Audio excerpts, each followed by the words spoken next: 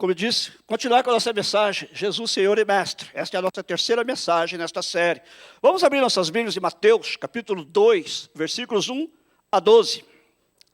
Diz assim: depois que Jesus nasceu em Belém da Judéia, nos dias do rei Herodes, magos vindos do Oriente chegaram a Jerusalém e perguntaram: onde está o recém-nascido rei dos judeus?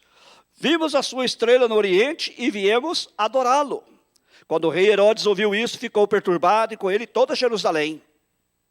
Tendo reunido todos os chefes dos sacerdotes do povo e os mestres da lei, perguntou-lhes onde deveria nascer o Cristo. E eles responderam: em Belém da Judéia, pois assim escreveu o profeta. Mas tu, Belém, da terra de Judá, de forma alguma és a menor entre as principais cidades de Judá. Pois de ti virá o líder, que como pastor conduzirá Israel, o meu povo. Então Herodes chamou os magos secretamente e informou-se com eles a respeito do tempo exato em que a estrela tinha aparecido. Enviou-os a Belém e disse: vão informar-se com exatidão sobre o menino. Logo que o encontrarem, avisem-me, para que eu também vá adorá-lo. Depois de ouvir o rei, eles seguiram o seu caminho, e a estrela que tinham visto no Oriente foi adiante deles, até que finalmente parou sobre o lugar onde estava o menino. Quando tornaram a ver a estrela, encheram-se de júbilo.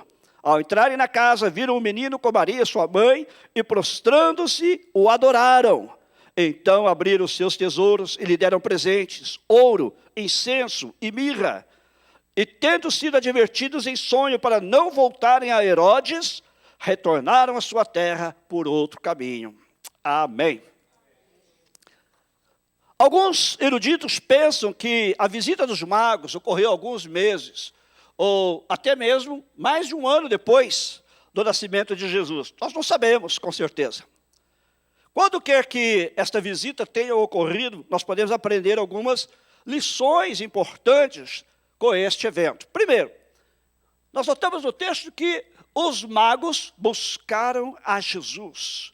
Os magos buscaram a Jesus. Diz aqui, nos primeiros 2 versículos: depois que Jesus nasceu em Belém da Judéia, nos dias do rei Herodes, magos vindos do Oriente chegaram a Jerusalém e perguntaram: onde está o recém-nascido rei dos judeus? Vimos a sua estrela no Oriente e viemos adorá-lo. Estes magos vieram nos dias do rei Herodes. O reinado de Herodes nos dá um ponto cronológico. De acordo com um estudioso chamado Francis, Jesus nasceu antes da morte de Herodes o Grande, o que provavelmente deve ser datado em 4 a.C. A data exata do nascimento de Jesus é desconhecida. O nosso calendário, na verdade, é por aproximação. Ninguém sabe a data exata do nascimento de Jesus. E aqui diz que magos vindos do Oriente. Os magos eram sábios do Oriente. Era o que nós chamaríamos de hoje de eruditos ou estudiosos. Eles não eram reis. Aí o presépio está errado. E nós não sabemos se havia apenas 3. É uma conjectura, porque ofereceram 3 tipos de presentes. Eles eram o que hoje nós chamamos de astrônomos. Naqueles dias, a astronomia, a astrologia e mágica, ou magia, estavam todos misturados. Nos nossos dias, a astronomia é uma ciência, enquanto a astrologia está relacionada com a superstição e o ocultismo. O crente em Cristo aceita a astronomia como científica, mas rejeita a astrologia, por causa da sua relação com o ocultismo e com a superstição. E eles vieram do Oriente, diz aqui esse texto. Quero que você preste atenção nisso. A revelação de Deus é para todos. Primeiro para o judeu, depois para o gentio. E este padrão é visto no nascimento de Jesus. Jesus primeiro foi anunciado a pastores judeus, depois aos sábios gentios. Alguém disse o seguinte: Jesus veio para o judeu primeiro, depois para o gentio. Jesus veio para os humildes e ignorantes primeiro, depois para os honráveis e eruditos. Jesus veio para os pobres primeiro, depois para os ricos. Isso a gente observa no dia a dia. Paulo diz que não são muitos os sábios, não são muitos os ricos que seguem a Jesus, mas também os há. Quando você olha da história dos evangelhos, as pessoas que seguiam a Jesus, a maioria delas era gente do povo, gente pobre, gente de classe média baixa, mas havia alguns ricos também, como Zaqueu. Havia alguns ricos como Nicodemos, havia gente até da classe dominante. Mas primeiro Jesus se revela aos judeus, depois aos gentios, primeiro aos humildes e ignorantes, depois aos honráveis e sábios, primeiro aos pobres e depois aos ricos. E o texto diz que eles vieram do Oriente, provavelmente da Pérsia. Quem sabe o que é a Pérsia hoje? Você deve ter lido os noticiários de semana, é chamado Irã. Diz que no Brasil, gente, está uma loucura esse negócio aí, né? Por causa do que aconteceu essa semana. A possibilidade de haver uma terceira guerra mundial, quero dizer para você, se isso tranquiliza seu coração, é muito pequena. É muito pequena. Mas está havendo algum conflito, né? Como houve essa semana, e é possível que ainda haja mais alguns. E nós vamos orar pela paz. Amém? Vamos orar pela paz. Mas você se lembra da mensagem de Cristina, alguns dias atrás, sobre Esther? Quem lembra? Esther era uma judia que nasceu na Pérsia. Os judeus foram levados como cativos para a Babilônia e de lá muitos migraram para a Pérsia, que era a nova potência mundial que derrotou a Babilônia. Por isso muitos foram para lá. Okay? E lá cresceu Esther. E estes magos vieram daquela área. Aquilo era considerado o Oriente daqueles dias. É possível que estes magos tenham ouvido a palavra de Deus dos judeus que moravam no Oriente. É também possível que eles estivessem familiarizados com a Bíblia, com as Escrituras, embora o seu conhecimento era, de algum modo, limitado, conforme nós veremos. Uma coisa nós sabemos por certo: eles buscaram a Jesus. Eles disseram: onde está o recém-nascido rei dos judeus? Estavam procurando Jesus, estavam buscando Jesus. Vimos a sua estrela no Oriente e viemos adorá-lo. Sem conhecê-lo, eles o estavam buscando. Olha que coisa linda, não? Deus lhes deu um sinal, a estrela que eles viram no Oriente.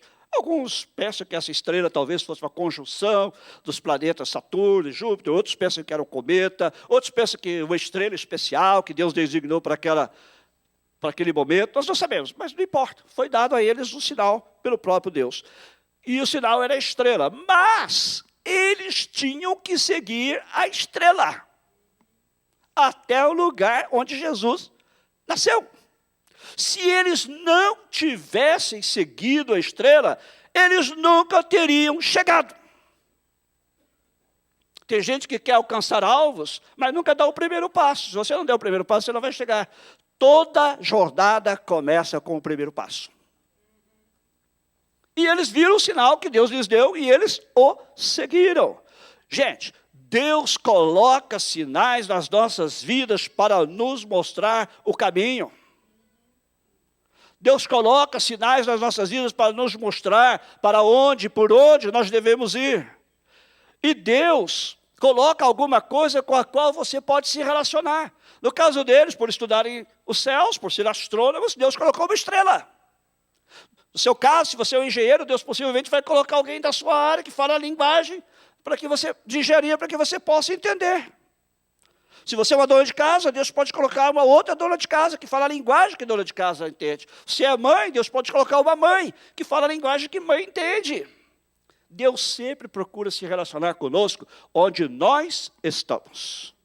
Ele não espera que você se chegue a Ele primeiro, Ele sempre se manifesta a você. Agora, cabe a nós fazer o que os magos fizeram, seguir os sinais. Seguir os sinais. Deus coloca os sinais, mas nós precisamos buscá-lo.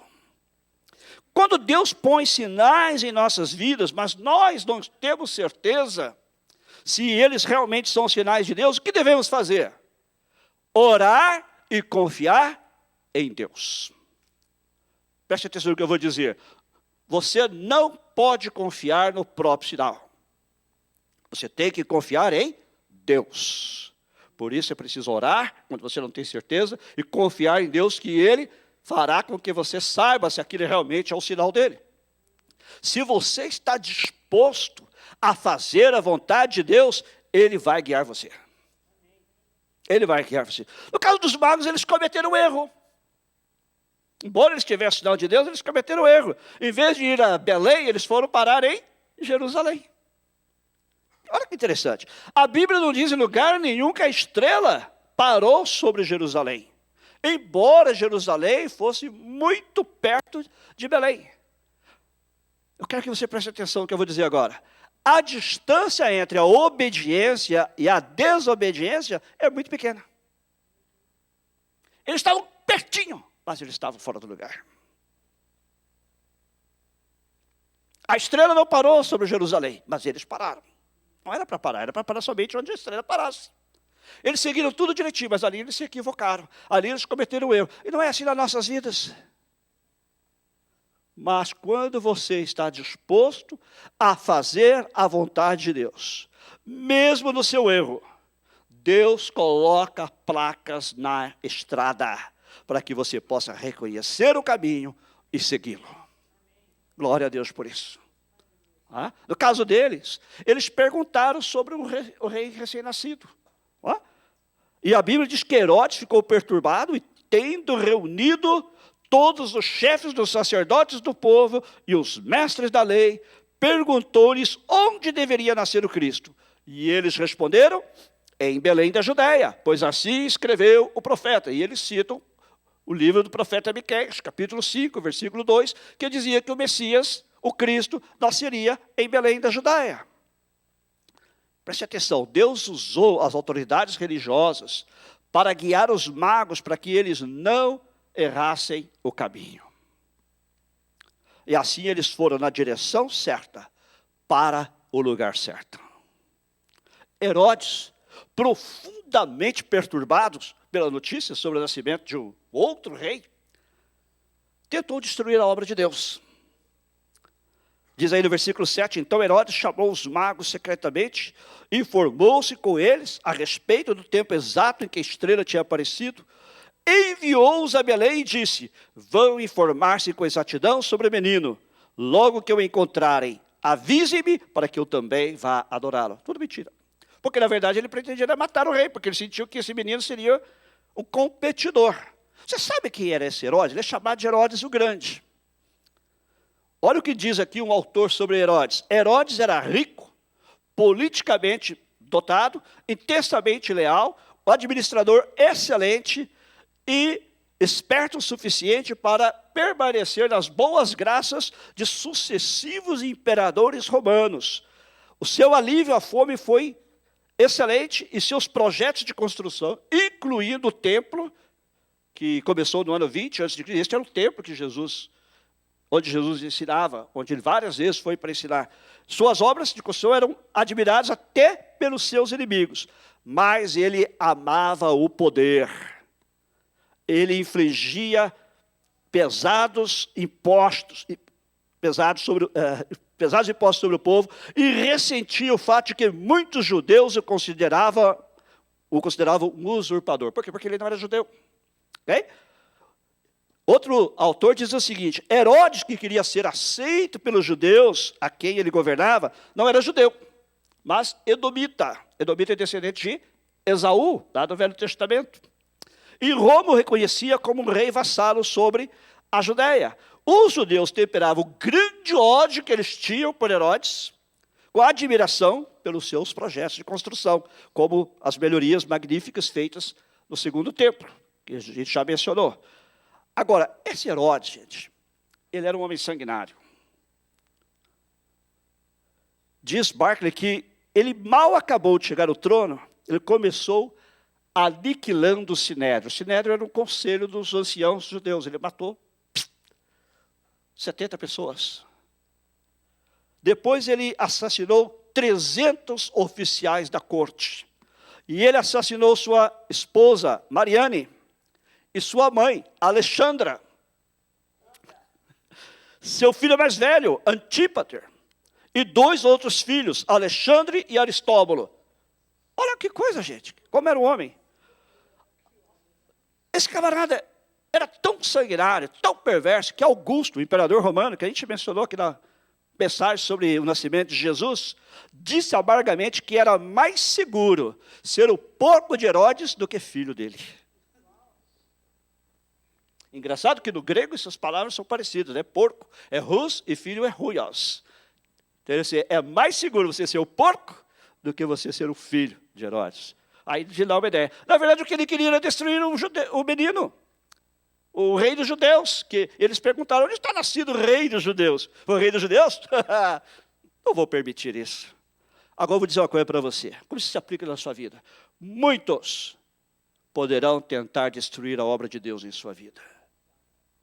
Mas ela não vai ser destruída. Ela não vai ser destruída. O que Deus vai fazer, ninguém pode parar. Se você for fiel a Deus, ninguém poderá impedir o agir de Deus em sua vida. O próprio Deus disse, operando eu, quem impedirá? Se você é fiel a Deus, ninguém pode impedir o agir de Deus em sua vida. Olha a promessa de Deus. Quando passares pelas águas, estarei contigo. E quando pelos rios, eles não te submergirão. Quando passares pelo fogo, não te queimarás, nem a chama arderá em ti. Ele não está dizendo que você não vai passar pelas águas, ele não está dizendo que você não vai passar pelo fogo, mas quando você passar, as águas não vão te submergir. Quando você passar pelo fogo, ele não vai te queimar. Amém? E ele diz mais, é uma profecia que originalmente foi dada ao rei Ciro. Ele diz assim, eu irei adiante de ti e endireitarei os caminhos tortos, quebrarei as portas de bronze e despedaçarei os ferrolhos de ferro. Amém. Não importa, pode ser que pareça que a porta está fechada, que não vai ter jeito. Se é Deus quem está agindo, ninguém vai deixar aquela porta fechada por muito tempo, ela vai se abrir. Amém? Ah, mas está trancado com ferrolhos de ferro. Isso para Deus não é nada. Para Deus não é nada. Ele falou, as nações do mundo são como uma gota d'água na minha mão. Quando Deus opera, ninguém pode impedir. Os planos que Ele tem para você serão cumpridos. Seja fiel a Ele. Agora, em segundo lugar, nós notamos que os magos adoraram a Jesus. Diz aí no versículo 11. Chegaram a Belém. Ao entrarem na casa, viram o menino com Maria, sua mãe, e prostrando-se o adoraram. Então abriram seus tesouros e lhe deram presentes, ouro, incenso e mirra. Essa expressão aqui, viram o menino, é interessante, porque a palavra usada no grego pode ser uma indicação de que Jesus já tinha de 6 a 18 meses de idade. E ele estava numa casa, não estava mais lá na gruta onde ele nasceu. Lá no celeiro, como é que se chama lá em português? Isso. Estábulo, né? Que aparentemente era uma gruta, ok? E diz que prostrando-se o adoraram. Eles adoraram Jesus por quem Ele é, o Deus encarnado. Jesus não é apenas o mestre, Jesus não é apenas um professor de moral, Jesus é Deus encarnado. Deus que se fez homem para se identificar com você e comigo, e para morrer pelos nossos pecados, nos dar a salvação eterna. Amém? É o Deus que conhece as suas dores, é o Deus que conhece as suas frustrações, porque Ele também teve dores, Ele também teve frustrações. É o Deus que conhece o seu cansaço, porque Ele também se cansou. Em tudo Ele se identificou com você, exceto no pecado, porque nunca pecou. Esse é o Deus a quem nós servimos, um Deus que nos entende, um Deus que passou pelas coisas que nós passamos. A Bíblia diz que até nas tentações Ele se identifica conosco, porque Ele foi tentado em todas as coisas, mas sem pecado. Este é o Deus a quem nós servimos. Eles o adoraram por quem Ele é. Jesus é o Deus encarnado. Agora, diz aí, então abriram os seus tesouros e lhe deram presentes, ouro, incenso e mirra. Quem adora sempre oferece alguma coisa. Quem adora sempre oferta alguma coisa. Tempos atrás eu preguei uma mensagem sobre o culto aceitável a Deus, baseado naquele texto de Hebreus 13:15, que diz assim, ofereçamos continuamente a Deus, ofereçamos. Quem adora a Deus, oferece alguma coisa a Deus. Oferta alguma coisa para Deus. Spurgeon disse o seguinte, aqueles que procuram Jesus, o verão. Aqueles que verdadeiramente o veem, o adorarão. Aqueles que o adoram, consagrarão sua substância a Ele. Primeiro, você precisa oferecer sua vida a Deus. Você precisa oferecer primeiro a sua vida. A primeira oferta que você tem que dar a Deus é a sua vida. Você pode oferecer tudo que você tem, dinheiro, títulos, bens. Se você não ofertar a sua vida, a sua adoração não será aceita. Primeiro de tudo, você precisa oferecer a sua vida. No caso deles, eles demonstraram isso. Percorrendo uma longa distância, viajaram ou quase 2.000 quilômetros, mais de 1.000 milhas, em lombos de animais, para oferecer suas vidas ao Rei, para adorá-lo. Quantos de nós têm dificuldade de dirigir 20 milhas para vir adorar o Senhor no dia do Senhor? Quantos de nós têm dificuldade de dirigir 30 milhas? Quantos de nós têm dificuldade de dirigir 10 milhas? Eles percorreram cerca de 1.100 milhas, quase 2.000 quilômetros, montados no lombo de animais. Talvez parte do caminho até a pé, para irem lá adorar o Senhor. Agora, aquele que adora, oferece não apenas a sua vida, mas também oferece o que ele tem. O verdadeiro adorador oferece não apenas a sua vida, mas oferece também o que tem. Eles ofereceram ouro, incenso e mirra. Nós também precisamos oferecer a Deus o que nós temos. Dinheiro, o que quer que seja, qualquer outra coisa. Todo verdadeiro adorador sabe que quando ele dá dinheiro, ele não dá dinheiro à igreja. Ele dá dinheiro para a obra de Deus através da igreja. Ele entrega o dinheiro na igreja, mas ele sabe que vai ser usado para a obra de Deus. Ele faz isso de todo o coração. E por causa disso, Deus o abençoa com todas as promessas da palavra de Deus. E a obra de Deus prospera graças a essas pessoas que têm este coração de adorador e dão parte do que eles têm ao Senhor. Em terceiro lugar, os magos obedeceram a Deus. Depois que eles foram lá, viram o menino, lembre-se que eles tinham pedido de Herodes para voltar a Jerusalém, dizer onde estava o menino, para que Herodes também fosse lá adorá-lo. Mas diz aqui no versículo 12, e tendo sido advertidos em sonho para não voltarem a Herodes, retornaram à sua terra por outro caminho. A adoração deles também foi manifesta em obediência. Eles buscaram a Jesus, eles adoraram a Jesus e eles obedeceram a Deus. Adoração sem obediência é como a adoração de Herodes. Hipocrisia. É uma adoração hipócrita. Você pode vir à casa de Deus, você pode dançar, você pode louvar, bater palma, aplaudir, gritar aleluia, gritar amém. Se você não obedece a Deus, sua adoração é hipócrita. Porque Ele sabe o que se passa no seu coração. A verdadeira obediência não é aqui dentro da igreja, aqui é fácil, né? Está todo mundo no mesmo espírito. É quando você sai para aquela porta ali. É quando você vai viver a sua vida na semana, no seu trabalho, no seu lar, na sua escola, onde quer que você vá. A verdadeira adoração sem obediência é como a de Herodes. É uma adoração hipócrita. Eu também quero adorá-la. Hipocrisia. Também adoração sem obediência é como aquela dos chefes dos sacerdotes e os mestres da lei. É uma adoração vazia e sem sentido. Eles eram chefes dos sacerdotes, possivelmente eram os sumos sacerdotes que tinham sido tirados do cargo por Herodes, porque Herodes vivia trocando os sumos sacerdotes, e eram os mestres da lei com eles. Pessoas que conheciam bem a Bíblia. Tanto que quando Herodes lhe pergunta onde é que vai nascer o rei dos judeus, ele diz, Belém, conforme disse o profeta Miqueias, eles conheciam bem a Bíblia. Eles conheciam as Escrituras, eles conheciam as profecias, porém, eles não adoraram o rei recém-nascido. Eles foram indiferentes a Jesus. Gente, conhecimento da Bíblia é necessário.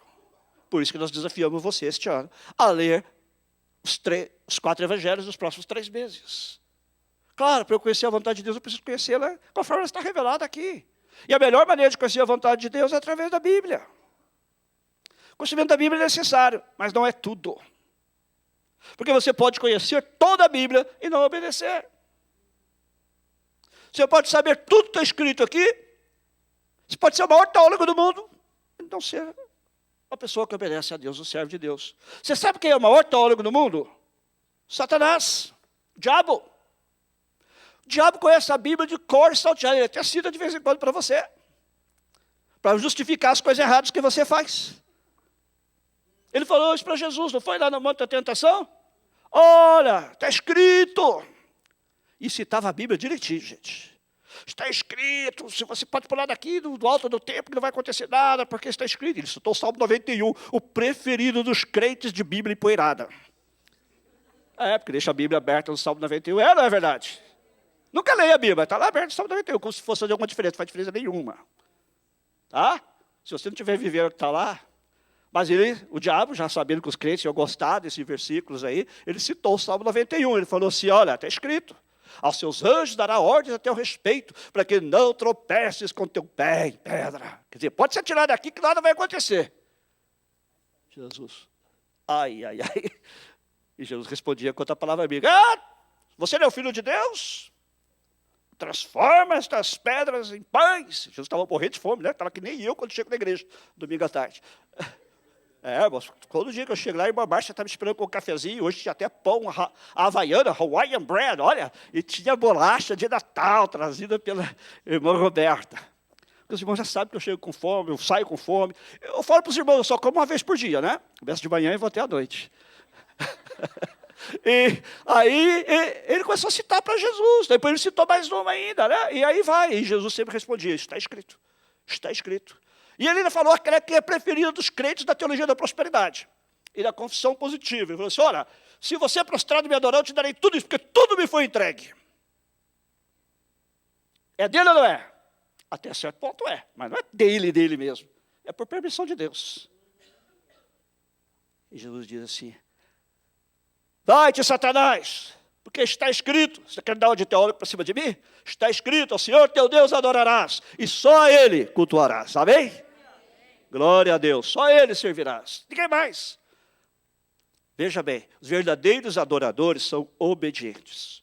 Eles estão sempre dispostos a fazer o que Deus lhes manda fazer, amém?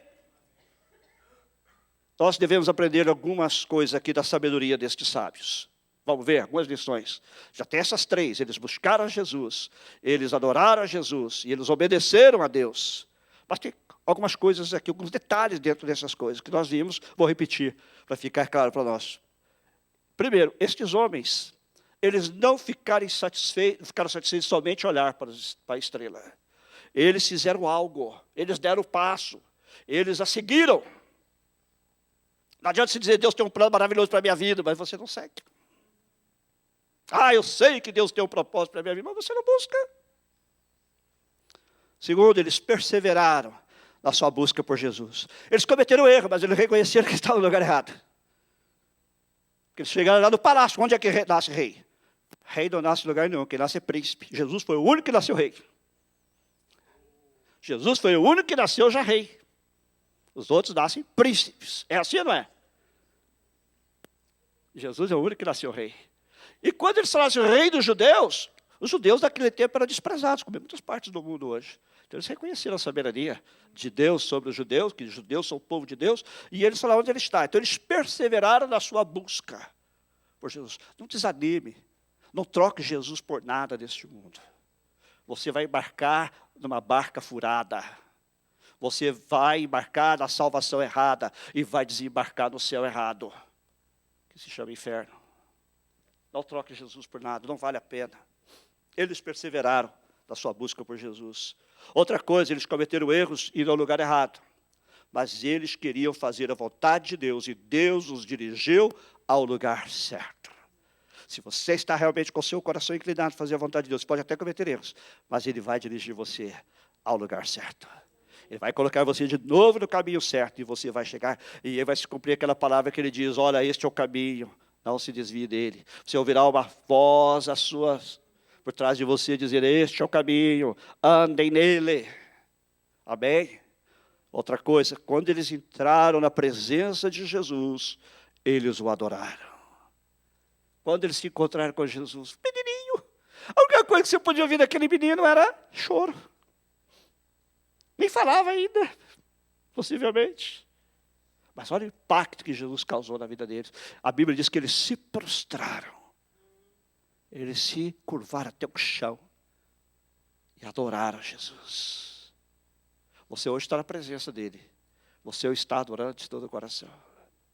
Quando você sair daqui, você vai continuar com a mesma atitude de adorar a Jesus. E quando eles o adoraram, foi para dar alguma coisa. Não foi uma adoração de mãos vazias. Quando eu compareço diante de Deus, eu tenho que trazer uma oferta a Ele. Primeiro a minha vida. Primeiro a minha vida, esta é a maior oferta que eu posso dar a Ele. Mas também aquilo que eu tenho, porque é dele. Foi Ele que me deu, sou apenas o administrador daquilo que Ele me confiou. E finalmente eles foram obedientes à direção de Deus. Eles foram obedientes à direção de Deus. Tanto para ir para o lugar, encontrar o menino, como também para voltar. Deus diz: eu não voltem pelo mesmo caminho, volto para um caminho diferente. E eles foram obedientes à direção de Deus. Esta noite eu quero orar com você, para que neste ano 2020, Deus nos ajude a fazer como esses magos. Buscar a Jesus. Buscar a Jesus. Adorar a Jesus. E obedecer a Deus. Amém? Incline a sua cabeça. Feche seus olhos. Senhor, nós aprendemos lições preciosas com estes 3 homens, talvez até fossem mais, não sabemos. Eles buscaram a Jesus. Eles não se satisfizeram apenas olhar para a estrela, mas eles seguiram-na. Eles perseveraram em sua busca por Jesus. Aconteça o que acontecer na nossa vida este ano. Jesus, ajuda-nos a te colocar em primeiro lugar.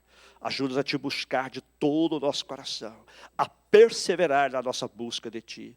Se passarmos por luta, se passarmos pelo fogo, se passarmos pelas águas, sabemos que o Senhor estará conosco, e não nos deixará queimar, não nos deixará afogar. Porque o Senhor está conosco. E o Senhor nos dirigirá. O Senhor nos abençoará. Quando te buscarmos. E também o Senhor se deixará achar, porque a tua palavra diz: buscai o Senhor enquanto se pode achar. Jesus, como aqueles magos, nós também queremos, Senhor, entender que às vezes nós cometemos erros, mas queremos, sobretudo, fazer a tua vontade. E assim sabemos, Senhor, que se este for o desejo do nosso coração, a inclinação do nosso coração, tu nos dirigirás ao lugar certo. Aquele lugar que tu tens para nós. Lugar de abundância, lugar de bênção, lugar de prosperidade, lugar de vitória. Lutas teremos, mas teremos vitória. Glória a ti, Senhor. Jesus ajuda-nos a aprender também com eles, a fazer como eles. Eles, quando te encontraram, eles te adoraram, Senhor.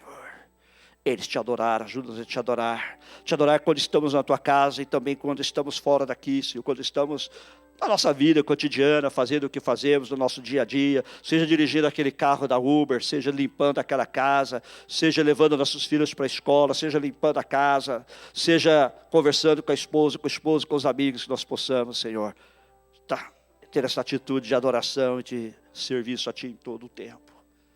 E também, Jesus, ajuda-nos a fazer como eles obedeceram a Deus. Ajuda-nos, Senhor, a te obedecer. Ajuda-nos a ser obedientes à tua voz, à tua direção, aquilo que tu nos falas na tua palavra, aquilo que o Espírito Santo impressiona nos nossos corações. Ajuda-nos a estar atentos à tua voz, sempre, e a te obedecer em todas as coisas. Em nome de Jesus. Amém.